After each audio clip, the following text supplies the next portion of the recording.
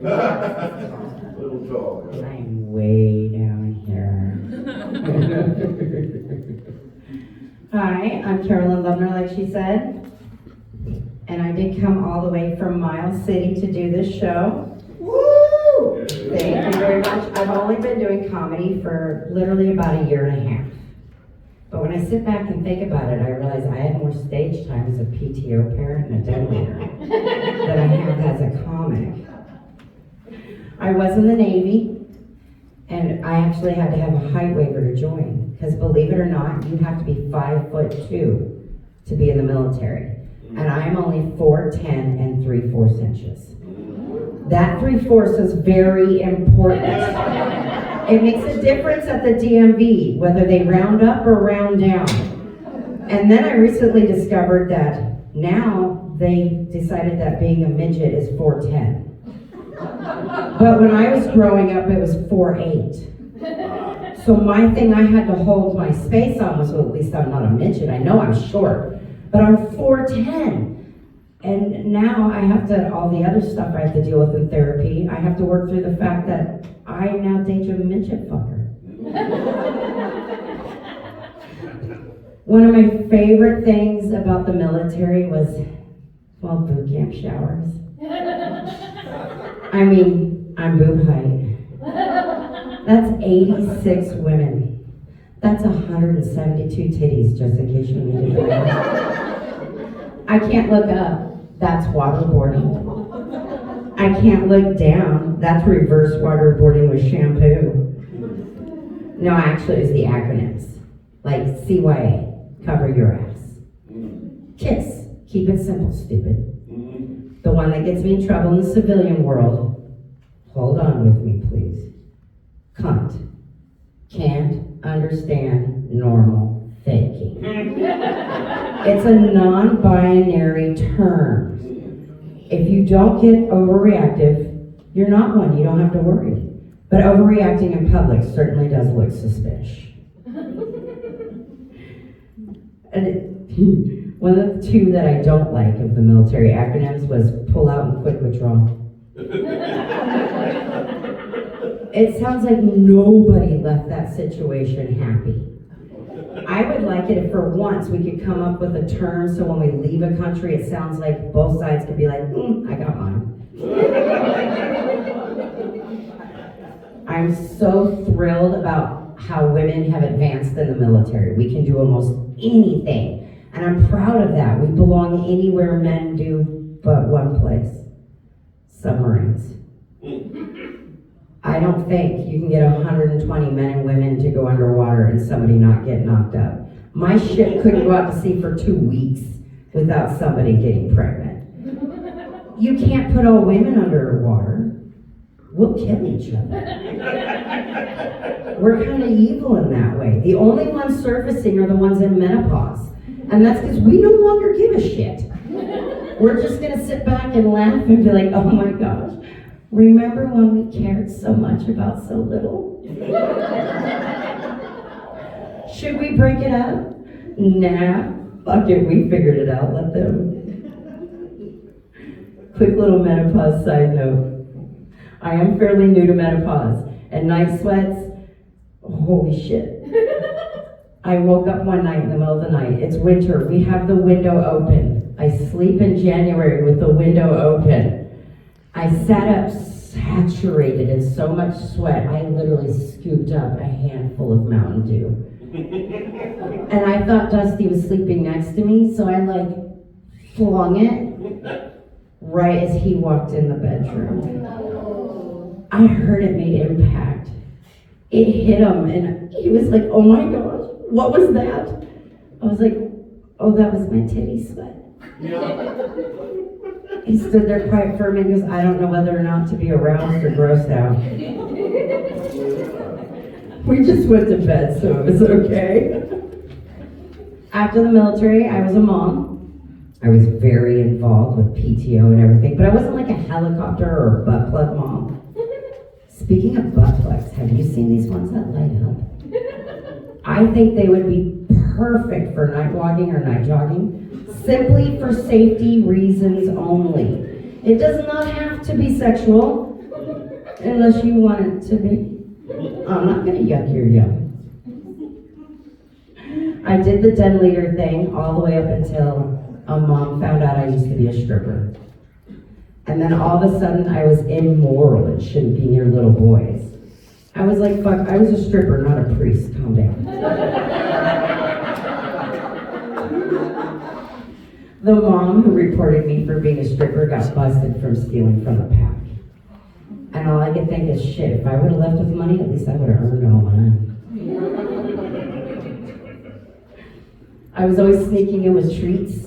That way you can eavesdrop and hear things. You know, you drop off the brownie tray and you linger in the doorway. That way you know what's going on in your kid's world.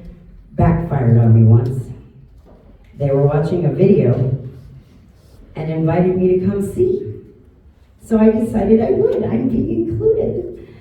2 girls, 1 cup.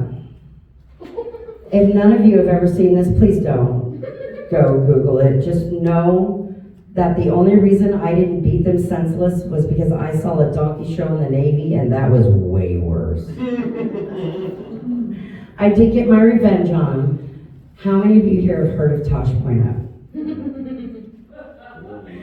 Well, he does a lot of very rude comedy, and he does this one set a long time ago when Gaddafi was captured. I don't know if any of you guys remember that. You're like a much older crowd, so I think most of you guys actually know the name. Or mostly when I say Gaddafi, they're like, who's that? And I'm like, yeah, I don't want to give you the history lesson you missed in school. Google it. But whenever Tosh Pointo's staff would bend over in front of him, he'd goose him and yell Gaddafi, and he'd Gaddafi him. Well, me thinking I'm a funny fucker, my son bent over one day in front of me, in front of all the same boys who did the 2 girls, 1 cup to me. So when he bent over, I Gaddafi'd him.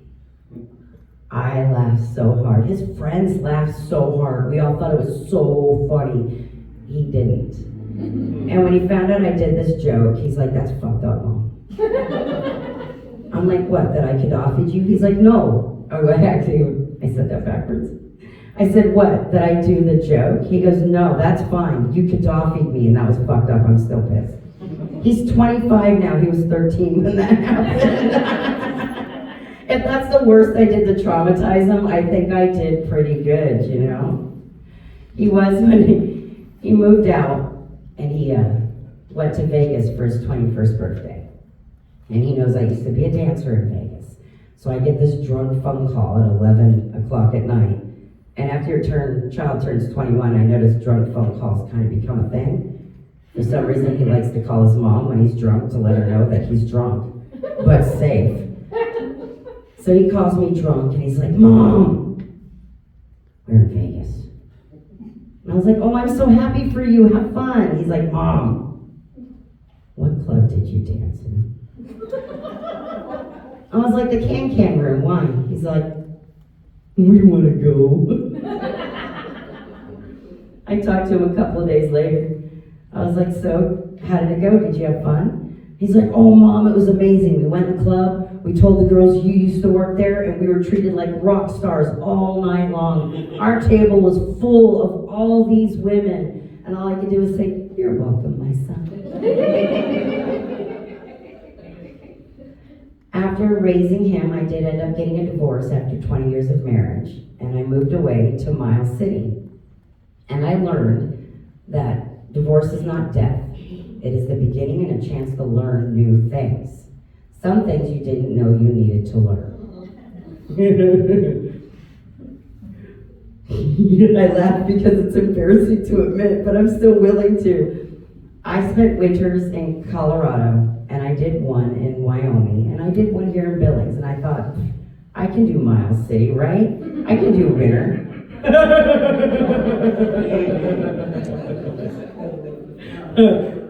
No. I woke up one morning in January, and I was like, Alexa, what's the wind chill? Because fuck the temperature, wind chill tells you how to dress. And Alexa, in her beautiful British voice, told me that it was negative 40-degree wind chill with a high of negative 13 degrees wind chill. Dusty Alexa's broken. But she wasn't. Then I learned what hoarfrost was. That shit is beautiful. And I was like, how long does it stay? And they said, oh, till it warms up. It stayed all day. It woke up to it, went to bed to it. And then Dusty told me hoarfrost was spelled the same way like a street whore. So I'm telling all my friends in Colorado, texting it, spelling it, whore. And telling all of them about the beautiful hoarfrost that's in Miles City. And then I send it to his mother, who lives in Red Lodge. And she's like, honey, you do know it's not spelled that way, right? And I was like, no. Dusty told me, never mind. But I did not correct my Colorado friends. So there's some people out there in Fort Collins running around thinking it's spelled like whore and not the real way. The other thing I found out, cows have teeth. I know. I went to the beef breeders show in Miles City, and they had all the cattle down the main street. And I was so excited. I was running up, all Twitter-pated, and I'm like, oh my God, look at them. Some of them are fuzzy and some of them aren't. They're just so amazing. And then one reached down to grab some hay, and I would, holy shit, it's got teeth. So I run back over to Dusty, and I'm like, oh my God, Dusty, cows have teeth. It's like, what? Cows have, stop. You didn't know cows have teeth. I'm like, don't say it so loud, people are looking at me. He's like, they already are, honey, they already are. He's like, you grew up in Texas, how the fuck did you not know cows have teeth? I said, oil, Texas, all right? Oil, Texas, it's different. Give me a break. And the other thing that I learned that's quite important to me is I learned that multiples are real. They're not fake. And I also learned that squirting is real too. I always thought that was like fake, like they had a balloon or maybe they peed or I didn't know. I thought it wasn't real. And then I learned the most powerful feeling in the world. Leaving a man in your wet spot. That's my time. I appreciate you guys giving me a chance. Sorry if it was a little colorful.